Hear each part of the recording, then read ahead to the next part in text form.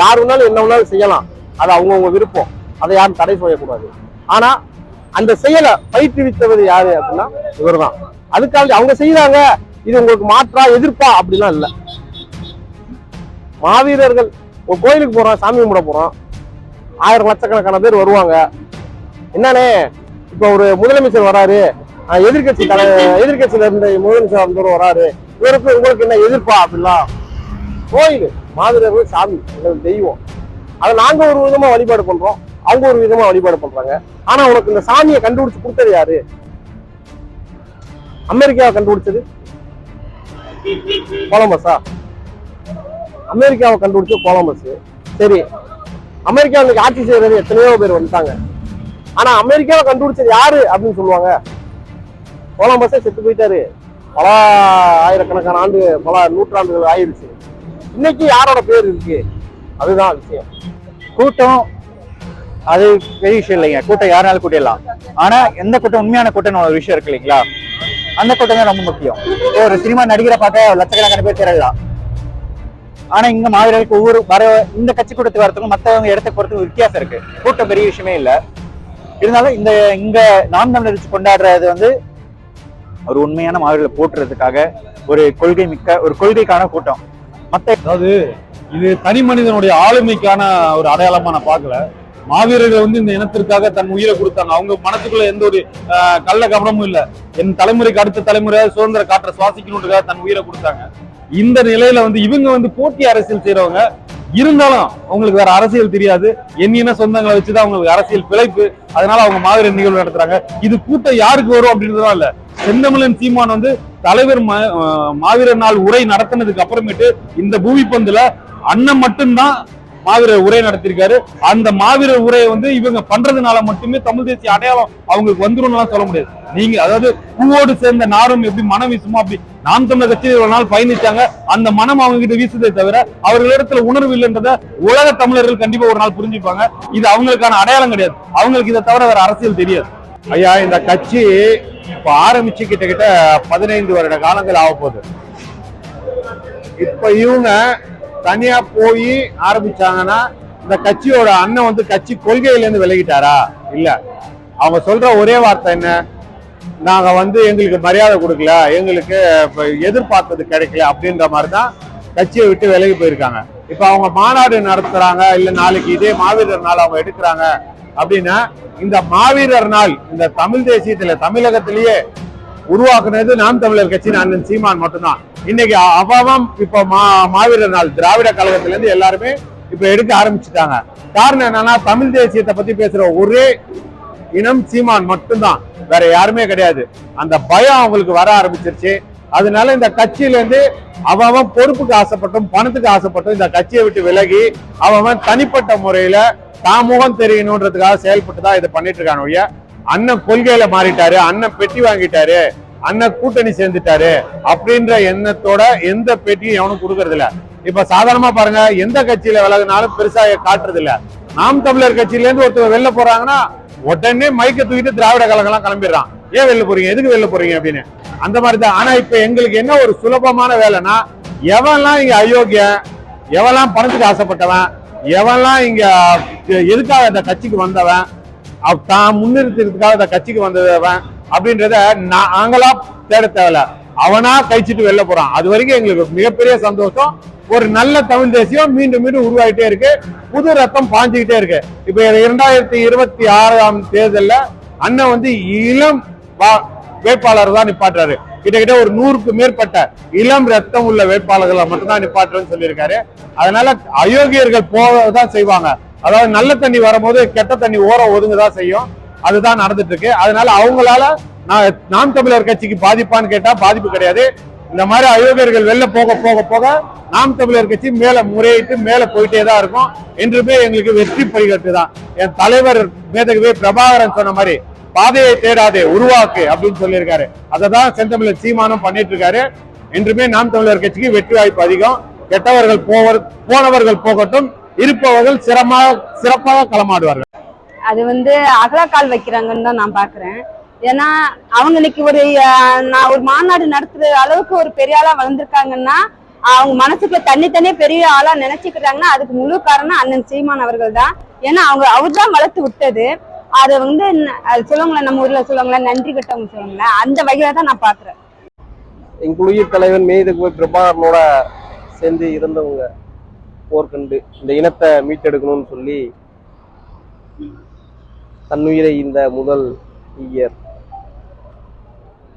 அண்ணன் சங்கர் கட்சியை விட்டு விலகினவங்களா? அது விலகினவங்க பத்தி ஏன் பேசணும்? நம்ம அண்ணன் தம்பி அக்கா தங்கச்சி எல்லாம் செத்து போனாங்க. அன்னைக்கு போய் யாருனாலையும் காப்பாற்ற முடியல. தமிழை காக்குறேன், தமிழை பார்க்குறேன், தமிழ் மக்களை மீட்போம் அப்படின்னு சொல்லி அரசியல் அதிகாரத்தில் அரியணை ஏறினவங்க. அங்கே ஈழத்தில் என்னோட சொந்தம்லாம் இறந்து கிடந்தப்ப, என் மக்கள்லாம் இறந்து கிடந்தப்ப தன்னோட மகனுக்கும் மகளுக்கும் மக்களுக்கும் ஆட்சி அதிகாரத்தில் பங்கு கொடுன்னு போய் கேட்டு நின்னாங்க. அவங்கள என்ன செஞ்சோம்?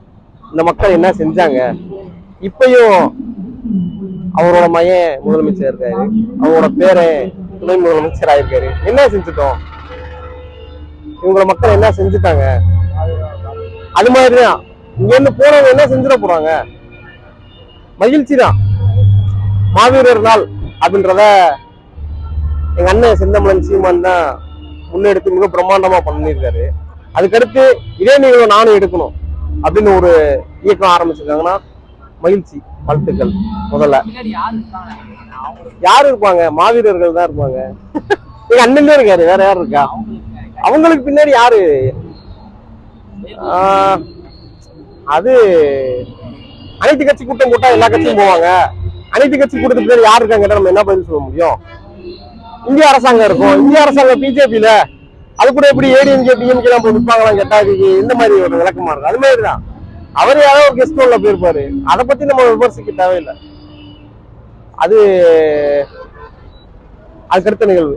நம்ம நாம் தமிழர் கட்சியை பொறுத்த வரைக்கும் மாவீரர்கள் நாள், ஈகியர் தினம் எல்லாத்தையும் முன்னெடுத்து போறது இப்போ வரைக்கும் நாம் தமிழர் கட்சியினுடைய. புதுசா ஓப்பன் பண்ண ஸ்கூலு திடீர்னு தமிழ்ல பேசிட்டு இருக்கோம், கொஞ்சம் ஆங்கிலம் வரத்தான் செய்யும். ஆரம்பத்துல இருந்து ஒரு 500 ஆண்டு காலமா இருந்த ஒரு பள்ளிக்கும் நேற்று மிக பிரம்மாண்டமா திறக்கப்பட்ட பள்ளிக்கும் வித்தியாசம் இருக்கு. புதுசா ஆரம்பிச்சாரு அப்படின்னா விஜய் கூட தான் புதுசா கட்சி ஆரம்பிச்சாரு. அங்க கூட்டம் நிறைய பேர் இருந்துச்சு. அதே மாதிரி மகாராஷ்டிரால இப்ப நடந்த தேர்தல்ல ஒரு யூடியூப்ல 5.6 மில்லியன் சப்ஸ்கிரைபர்ஸ் வியூவர்ஸ் வச்சிருந்தாரு. அவரோட வாக்கு சதவீதம் என்ன? வெறும் 155 வாக்கு தான். அதுக்காண்டி சரி 5.5 லட்சம் 6 லட்சம் சப்ஸ்கிரைபர்ஸ் வச்சிருக்கான், வெற்றி அவனால முதலமைச்சர் சொல்ல முடியுமா? நடக்கக்கூடிய கண்ணில் படக்கூடிய ஒரு விளம்பரம் என்பது வேறு, நிகழ்வு என்பது வேறு. குரு காபி தூள், சன்ரைஸ், லெவிஸ்டன் டீ காபி தூள் எல்லாம் போடுறாங்க இல்லையா? அவங்களும் மிகப்பெரிய விளம்பரத்தை காட்டுவாங்க. குடிச்சு பார்த்துட்டு கடைசியில மக்கள் என்ன சொல்லுவாங்க? என் தோட்டத்துல விளைஞ்ச காபி தூளை கொட்டு இடிச்சு நான் காப்பி காய்ச்சி பால் ஊத்தாம குடிச்சேன்டா, அதான்டா சூப்பரா இருக்கும். அது மாதிரிதான் விளம்பரத்தை பார்த்து நம்ம என்ன வேணாலும் பண்ணலாம். கண்ணில் தெரியறதுலாம் இப்ப மழை வராம இருக்கு. மழை சாயந்தரம் வரையும் நைட் வரையும் இரவு வரையும் வராது அப்படின்னு உண்மை, இதுதான் உண்மைன்னு சொல்ல முடியாது இல்லையா? இயற்கை எப்படி வேணாலும் மாறலாம், அது யாருனாலும் கணிக்க முடியாது. அது மாதிரிதான் ஆரம்பித்த புதுத்துல சீமானை பத்தி நான் பேசணுமா, பேசி பெரிய ஆளாக்கணுமா அப்படின்னு இருந்த கி வீரமணி அவர்களேவும் வேற வழி இல்ல, நான் சீமான் பேரை சொல்லிட்டே ஆகணும் அப்படின்ற நிலைமைக்கு தள்ளப்பட்டது. இது காலத்தின் கட்டாயம். அது மாதிரி யாரு வேணாலும் என்ன வேணாலும் பண்ணலாம். ஆனா இருந்த இடம் இதை யாருனாலும் மறுக்க முடியாது. தேவர் மகன் படத்துல ஐயா சிவாஜி கணேசன் சொல்லுவாரு, யாரு வேணாலும் சாப்பிடலாம், ஆனா விதை நான் வச்சது. அது மாதிரி இந்த நிகழ்வுகள், மாவீரர் நாள் நிகழ்வு, இப்ப அரசாங்கம் செயல்படுத்தக்கூடிய அனைத்து திட்டங்களுமே இலவச பேருந்து திட்டம், மகளிருக்கு காப்பீடு கொடுக்கும், அதெல்லாம் இல்ல. ரெண்டாவது பேரளவுல சொல்றாங்களா பசுமை திட்டம் சொல்லி நாங்க தெருவுக்கு ஊருக்கு பனை மரம் நட போறோம், மரங்கள் நட்டு வளர்க்க போறோம்னு. இதே எங்க அண்ணன் இதுதானே சொன்னாரு, பனை மரம் நாங்க நம்ம நாம் தமிழர் கட்சியில முதல்ல பனை விதை நடுவிலான்னு வச்சோம். அதுக்கப்புறம் இயற்கையை பேணி பாதுகாப்போம்னு சொன்னோம். இதைத்தானே இன்னைக்கு நடக்கக்கூடிய அரசியல்வாதிகளும் இன்னைக்கு இருக்கக்கூடிய ஆட்சியாளர்களும் சொல்றாங்க. சின்ன ஒரு மாற்ற முடியாத ஒரு விஷயம் என்னன்னா, எங்கள் தலைவனை பின்பற்றி வந்த எங்க அண்ணன் செந்தமிழன் சீமான் அவர்கள் சொன்ன கருத்து, அவர் சொல்ற விஷயத்தை மீறி புதுசா இங்க யாரும் வந்து எதையும் சொல்லவும் போறது இல்ல, வேற எதுவும் இல்ல, சொல்றதுக்கு எதுவும் இல்ல. அவரை தாண்டி சொல்ற அளவுக்கு இங்க யாரும் பெரிய ஜீனியஸ் கிடையாது. அதனால நம்ம அதை பத்திலாம் கான்செப்ட் போக வேண்டிய அவசியம் இல்லை. இங்க நிகழ்வு மிக பிரம்மாண்டமா நடக்கிறோம், அங்க நடக்கட்டும், வாழ்த்துக்கள், நல்லதுதான், தப்பு இல்லை. அவரு யாரு? நம்ம அண்ணன்ட்ட படிச்சுட்டு போன ஒரு மாணவன் தானே, அதனால ஒன்றும் தவறு இல்லை. நாளைக்கு நாங்களே எங்க ஊர்ல மாவீரர் நாள் நிகழ்வு எடுக்கிறோம்னு சொல்லி உட்காருவோம், அண்ணனை கூப்பிடுவோம். அதுக்காண்டி என்ன நீங்க தனியா உங்க ஊர்ல மாவீரர் நாள் நிகழ்வு எடுக்க போறீங்களா அப்படின்னு உங்களை மாதிரி ஒரு சகோதரர்கள் வந்து ஊடகங்கள் வந்து எங்கள்கிட்ட கேள்வி கேட்டா நாங்க என்ன பதில் சொல்ல முடியும்? மாவீரர் நாள் ஒரு கடவுளுக்கு இணையான பிரபாகரன் அவரை போற்றி இல்ல தியாகம் பண்ண மாவீரர்களை போற்றி கொண்டாடப்படுற ஒரு நாள். அதை கொண்டாடுறதுல மகிழ்ச்சி தான். ஆனா என்ன விஷயம்னா, இப்ப கொண்டாடுறவங்க பின்னணியை பார்க்க வேண்டியதா இருக்கு. இங்க நம்ம நாம் தமிழர் கட்சி பண்ணிட்டு இருக்கோம். இப்ப அதே சமயத்துல திமுகவோட கூட்டணியில சட்டமன்ற உறுப்பினரான தமிழக வாழ்வுரிமை கழகத்தை சேர்ந்த திரு ஐயா அவரும் பண்றாங்க. அவங்க கூட சில பின்னணியில நம்ம கட்சியை விட்டு விலக்கப்பட்டவங்க, சில விலகினவங்க இருக்காங்க. சரி, அவங்க செய்யறதுல மகிழ்ச்சி தான், அவங்களுக்கு குறை சொல்ல எதுவும் விரும்பல. ஆனா அவங்க பின்னணி என்னன்னு பார்த்தாலே கொஞ்சம் அது நான் எதுவும் குறைய சொல்ல விரும்பலைங்க. பட் ஆனா அதுதான் உண்மை. புரியல. இல்ல வராது. ஆனா நம்ம இப்போ கட்சிக்கு முரண்பட்டு நிக்கிறவங்கள விளக்குறோம் இல்லையா, அவங்கள தூக்குற குறியில தான் அவங்க இருக்கிறாங்க. அவங்க வந்து ஒரு இயக்கத்தை அதாவது அவங்க ஒரு இயக்கம் எதுக்காக வச்சிருக்காங்கன்னா, ஒரு தமிழ் தேசியம், ஒரு தூய தமிழ் தேசியம் சொல்றாங்க இல்லையா, எத்தனை புது இளைஞர்கள் அவங்க இழுத்துப்பாங்க கிடையாது. நாம் தமிழர் கட்சி வந்து யாரெல்லாம் வாராங்களோ அவங்க கேட்ச் பண்ற மாதிரி அவங்க ஒரு இயக்கத்தை உருவாக்குறாங்க தவிர அதுக்கு பேர் இயக்கம் கிடையாது. இதுக்கு முன்னாடி அதான் சொல்லிட்டேன், திமுக தான் இருக்கு முன்னாடி. எங்களை ஒவ்வொரு தேர்தலையுமே சரி பின்னடை வைக்கிறதுக்கு ஒவ்வொரு விதமா கையாண்டாங்க. அதுல இந்த விதம் வந்து இப்படி கையாண்டு இருக்காங்க, அவ்வளவுதான்.